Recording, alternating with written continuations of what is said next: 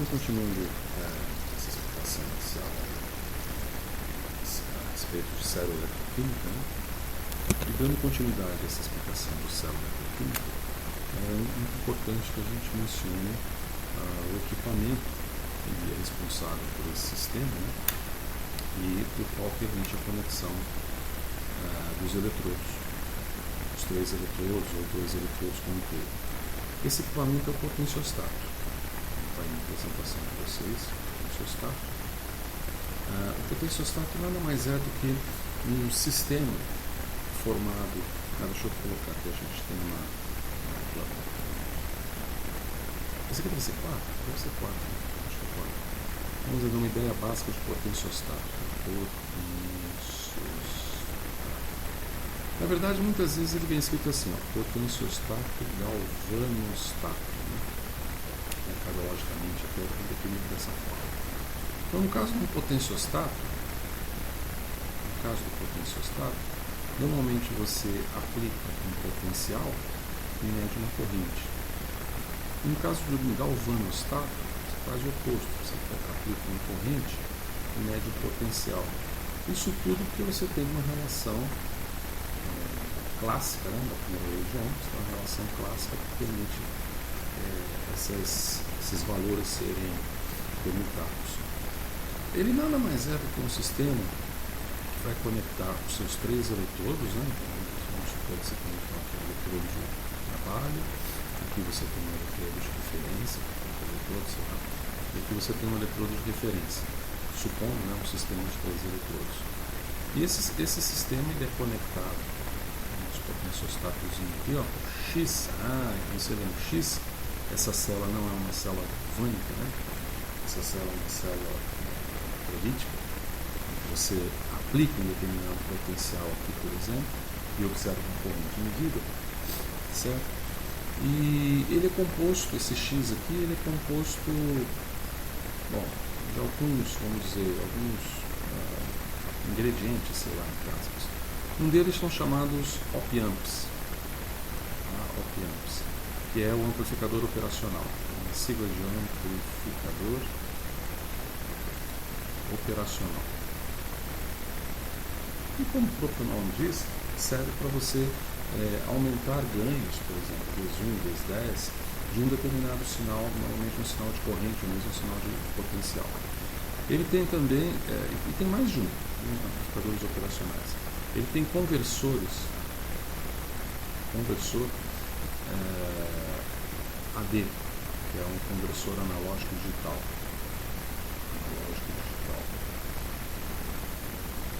Ele recebe, por exemplo, um sinal analógico, converte esse sinal em um sinal digital.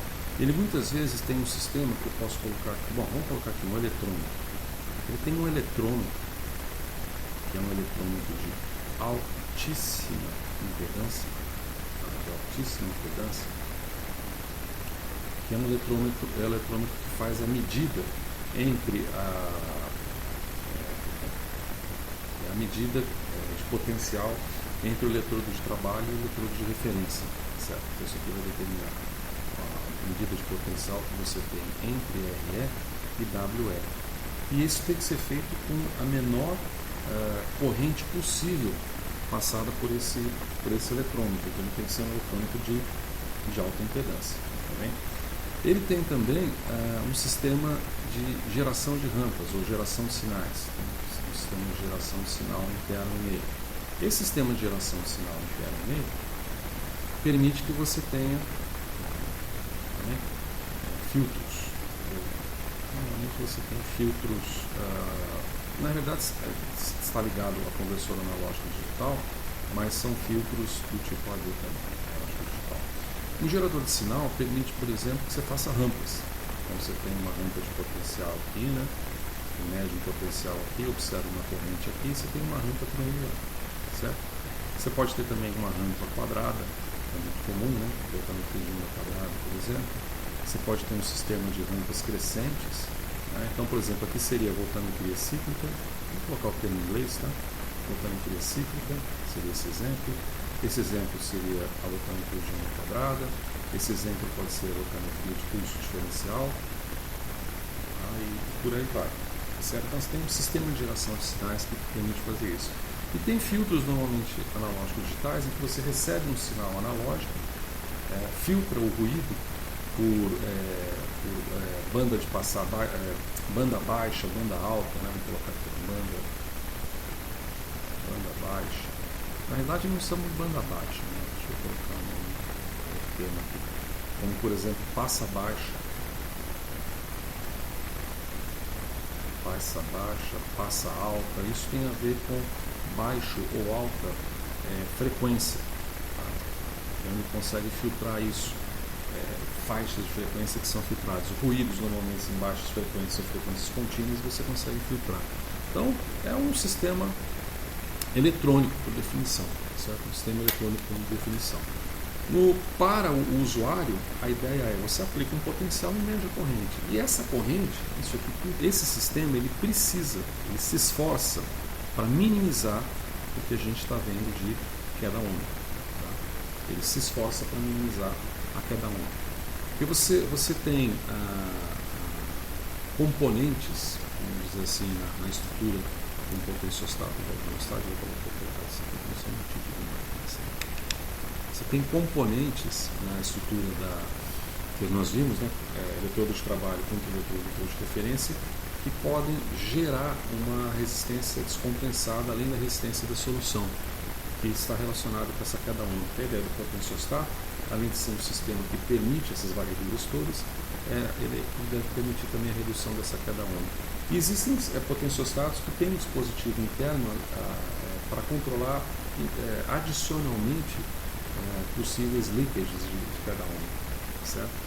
Bom, se a gente colocar aqui nessa apresentaçãozinha, a gente tem então uma ideia que seria um potenciostat, bem grosseiramente, né?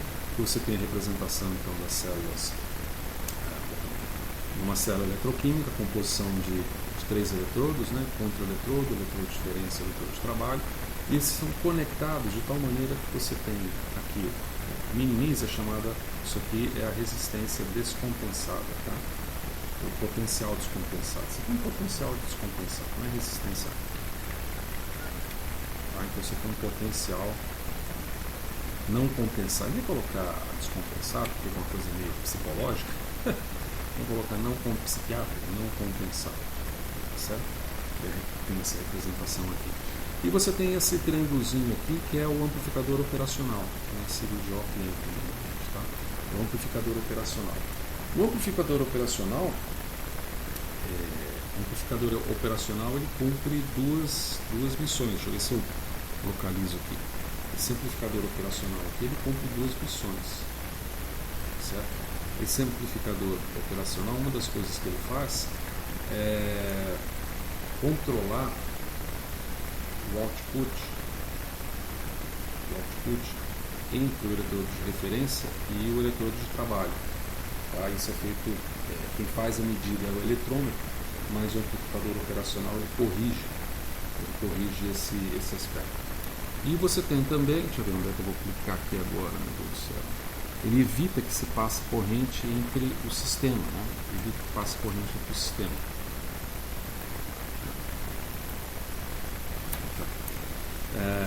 E ele evite que passe uma corrente adicional no sistema, mantendo o eletrodo de resistência mais balizado, mais equilibrado. Aqui você tem, por exemplo, um esquema, uma representação esquemática de uma célula eletroquímica, certo? Então você tem uma conexão entre o eletrodo de trabalho e o contra-eletrodo, que na verdade essa conexão ela é utilizada no potenciostat para se evitar variações no eletrodo de referência, que foi colocado aqui. E aqui você tem uma representação de RS, que seria a resistência da solução. Essa aqui seria a resistência da solução. Essa resistência da solução ela envolve a somatória da chamada resistência de transferência de carga, com uma resistência não compensada. Que é a resistência associada ao potencial não compensado, que deve ser corrigido pelo potenciostat. E o potenciostat, uma outra representação bonitinha dele, é essa daqui. Deixa eu colocar aqui. cá, vai para a esquerda, vai para a direita, não vai para a esquerda, vai para a direita. Ah, não, porque tem linha aqui mesmo. A imagem tem linha aqui mesmo. Tá? Então você tem um potencial aplicado aqui nesse sistema. Você tem um sistema de amplificação que pode ser um ganho de 1 ou maior do que 1. Aliás, eu esqueci de colocar aqui são chamados loops de feedback, certo? Esqueci de colocar aqui no sistema do nosso potenciostato, são chamados feedback loops, ou loops de feedback. Eu vou colocar o termo em inglês, tá? Não. É porque assim, você colocar o termo em inglês trocado de português não adianta muito, né? É uma retroalimentação, vamos colocar aqui, retroalimentadores, aí a gente coloca feedback loops. Esses feedback loops, eles são necessários para pegar uma amostra, uma amostragem, uma amostra do output e devolver essa amostra para o input para processos correcionais, inclusive entre outros fatores, certo? Então esses feedback loops eles servem para sistemas de amostragem e correção. E como a gente tem aqui, aqui, tá? Então ele tem sistemas de amplificação que são ligados aos op-amps aqui. Aqui você coloca o eletrodo de referência, o eletrodo de trabalho, ponto eletrodo, certo? Esse trabalho ponto eletrodo. E vamos lá, sistemas de amplificação de corrente também ligado ao op-amp. Aqui existe uma outra representação esquemática. Essa aqui é bem interessante, peguei ela da Gamma, que faz o potenciostatos, né? E aqui você tem um esquema da célula eletroquímica de uma maneira bem interessante. Ó. Enquanto você tem o potencial sendo medido entre o eletrodo de trabalho e o eletrodo de referência, potencial medido, a corrente não deve fluir pelo eletrodo de referência. Ela flui pelo contra-eletrodo e o eletrodo de trabalho. Esse é o papel do contra-eletrodo. E esse esquema ele tem que ser montado a partir de um diagrama para o potenciostato garantir que você tenha um não fluxo de corrente, ou um mínimo fluxo de corrente, que não perturbe o potencial do eletrodo de referência, que se houver perturbação desse potencial, isso tem que ser corrigido. Tá? Aqui você tem portanto, um sistema, um input de um sinal, um controle de amplificador operacional, e a corrente que é detectada entre o eletrodo auxiliar e o eletrodo de trabalho, essa corrente aqui do eletrodo de trabalho, ela está inserida num circuito de medição do eletrômetro que vai medir a diferença de potencial entre o eletrodo de referência e o eletrodo de trabalho. Está de forma meio confusa, né? Isso tudo bem. Se houver qualquer diferença de potencial medido entre o eletrodo de referência e o eletrodo de trabalho, o sistema corrige para que não haja variação no eletrodo de referência. Então há uma correção para isso. E uma conversão entre corrente e potencial, que normalmente esses conversores também com amplificadores operacionais, envolvendo amplificadores operacionais de baixo ganho, eles estão ali para que você possa fazer uma medida da corrente sem alterar os controles de parâmetros de potencial. Então você tem esse tipo de conversor. Tá? Então, a grosso modo, mais ou menos essa importância e mais ou menos esse funcionamento do potenciostato. Existem vários fornecedores, tá? Analyticals, Bioanalyticals, Cypress. Tem também aqui, por exemplo, a Palm Sense, que aqui não está colocado. Palm Sense, muito boa. A Ecoquimi, que hoje não chama mais Ecoquimi, né? Ela foi comprada pela Metron. Metron, cara, se não me engano, é assim que escreve. Metron, que tem um equipamento muito famoso, né? 9 entre 10 brasileiros adquiriram um Autolab, vamos dizer assim. Brincadeira. Mas é bem bastante tradicional o Autolab, tá? Da Metron. Metron é Ecoquimi, deixa eu falar. Palm Sense tem equipamentos portáteis, como eu vou aqui o Autolab e a Ecoquimi, tá vendo? Mas a Ecoquimi, que era da Holanda, não vários equipamentos chineses, então, Solatron, os mais caros, tá? Solatron, os mais caros. E aqui alguns exemplos comerciais que se apresentam, tá? Então você vem um Autolab aqui, da Metron, atualmente da Metron, um Solatron aqui colocado aqui embaixo, né? Equipamentos da Solatron colocados aqui embaixo. Gary, que é muito famoso. Tinha Gary lá? Acho que tinha, não tinha? Tem, não. Ah, não tem, olha só. A Gary também, sei lá que letra que a gente vai colocar aqui, vai ser mais ou menos aqui, Gary. A Gary também é famosa, tem equipamentos caros, muito bons. A Gary, equipamentos by China, tá certo? Equipamentos by China, PalmSense, aqui Meton. Esses dispositivos são interessantes, são dispositivos portáveis, né? Dispositivos portáveis. PalmSense, por exemplo, é um dispositivo portável, desse tamanho. E você tem nessa portabilização algo mais ou menos impensável há alguns anos atrás, né? Só que um notebook, e isto aqui é um potenciostato, galvanostato com sistema de espectroscopia de impedância eletroquímica. Certo? E isso aqui é um eletrodozinho. Na realidade, isso aqui é um eletrodo chamado eletrodo SPE, certo? Que é um eletrodo de fase sólida, Solid Phase Electrode. É um eletrodo de fase sólida. Ele combina o referência, o trabalho e o... Opa, peraí, gente, eu tô falando aqui e me perdi, ó. Aqui, ó, eu tô aqui, ó. Eita, nós, aqui, ó, tinha ido embora. Ele combina o eletrodo de referência, o eletrodo de trabalho quanto o eletrodo num único dispositivo desse tamanhozinho assim, certo? Então, muito utilizado hoje, e muito falado hoje, o que se chama de point and care, né? Não mais falando de Covid, né? Point and care, ou seja, o ponto de cuidado, point of care, perdão.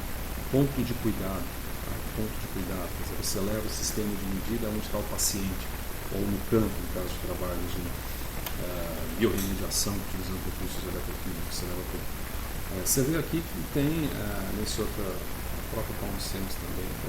Estou falando da PalmSense porque eu andei comprando coisa dela ultimamente. Você tem aqui da PalmSense, por exemplo, um dispositivo que você acopla um celular, isso aqui é um smartphone. Tá? Isso dá esse ganho, vamos dizer, não de produtividade, mas de flexibilidade, de ofício, quando você vai fazer medidas, né?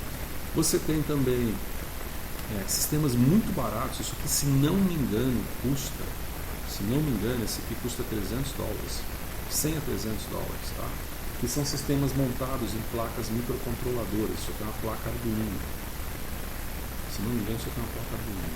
É uma placa microcontroladora, você vai no computador, dá uns comandos e você tem um sistema de circuito que permite o trabalho de um potenciostato. Claro que não se compara, por exemplo, a um Autolab ou um software. Um Autolab acho que é coisa como $30 mil, algo assim. Vou chutar o valor até agora. Tá? Aqui você tem um potenciostato. Você tem aqui um potenciostato, a alma do potenciostato e amplificadores operacionais colocados nessa placa de Arduino. Essa placa aqui acho que é uma placa de Arduino. Esse aqui já é um potenciostato comercial. E, claro, isso aí pode variar enormemente. Você tem, por exemplo, esse kit aqui, que eu vi na internet, se não me engano, ele custa $50. Acho que é 50, $80, do tipo, faça você mesmo, monte o seu potenciostato. Então, a ideia que eu tinha colocado para vocês é mais ou menos isso, tá? Como é que funciona um potenciostato, pelo menos na sua base, ainda que grosseira, e alguns exemplos comerciais.